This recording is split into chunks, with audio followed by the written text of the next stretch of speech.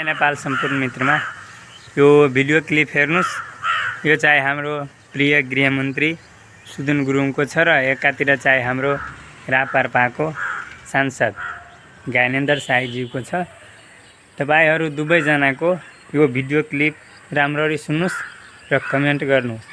कसले के भनेछ, कसको लागि भनेछ, जनताको हितमा कसले भनेछ हैन, त्यो चाहिँ यसै भिडियोबाट प्रष्ट पार्न सकिन्छ। हामीहरूले हेर्नुस् कति राम्रो चाहिँ दुवैजनाको तर्क चाहिँ कति राम्रो छ। मलाई त धेरै राम्रो लाग्यो।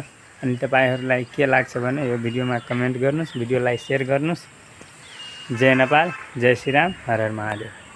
तपाई गृहमन्त्री हो कि कन्टेन्ट क्रिएटर? मलाई इच्छा छैन यहाँ कसैको लागि स्टन्टबाजी गर्नलाई, आफ्नो देशको सेवा गर्न आएको। चलचित्रको नायक जस्तै कहिले एयरपोर्ट, कहिले कता, कहिले उता दौडिरहनु भएको थियो पुरै क्यामेरा बोकेर। र राति एयरपोर्टमा आफै गएको त्यसलाई स्टन्टबाजी भनेर भन्नुहुन्छ भने यस्तो स्टन्टबाजी सबैजनाकोबाट चाहियो आफ्नो नागरिकलाई सेवा गर्नलाई।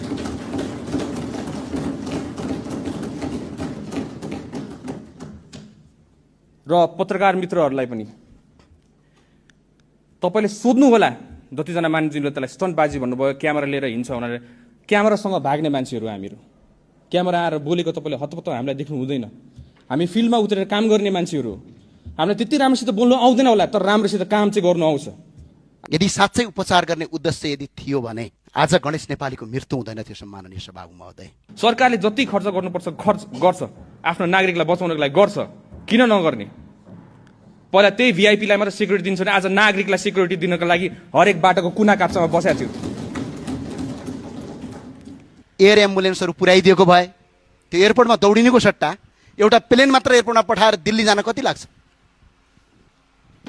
2 घण्टा। सम्माननीय सभामुख महोदय, त्यतिखेरको कन्डिसन तपाईँलाई थाहा छैन। किन थाहा छैन? किन तपाईँ त्यहाँ पुगेकै छैन। डक्टरसँग कन्सल्ट गर्नु पर्यो, कुरा गर्नु पर्यो। डक्टरहरू हामीले उता इन्डियन साइडलाई पनि हामीले पर्मिसन लिनु पर्यो। राति परिसकेको थियो, पर्मिसन लिन परराष्ट्रलाई हामी परराष्ट्र मन्त्री उठ्नुभयो, परराष्ट्र सचिव उठ्नुभयो, इन्डियन एम्बेसीसँग कोर्डिनेसन गर्नुभयो। इन्डियन एम्बेसीसँग कोर्डिनेसन गरेपछि उताको एम्सको टिमलाई रेडी गर्नु पर्यो। उतापट्टि आउँदाखेरि फेरि यताबाट एयरप्लेनले हाम्रो एयर एम्बुलेन्स स्ट्यान्ड बाईमा राख्यौँ हामीले। म आफै गएर त्यहाँ निरीक्षण गरेँ, किनभने हाम्रो डोमेस्टिक एयरपोर्ट जाने बाटोमा चाहिँ तपाईँको त्यो पिच भएको छैन। त्यो गल्ती हामीले लिनुपर्ने, पिच नभएको।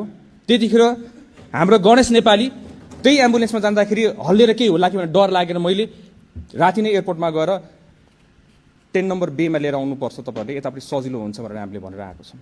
आज गृहमन्त्रीले युट्युबहरू कति चलायो, आज युट्युबमा कन्टेन्ट कति क्रिएटर गर्यो, त्यो महत्त्वपूर्ण कुरा होइन। तपाईँले मिडियाकर्मी साथीहरूलाई सोध्नु होला, कहिले मैले बोलाएको छु मिडियाकर्मी साथीलाई मलाई आएर घेरेर बस भनेर? कहिले भनेको छु मैले?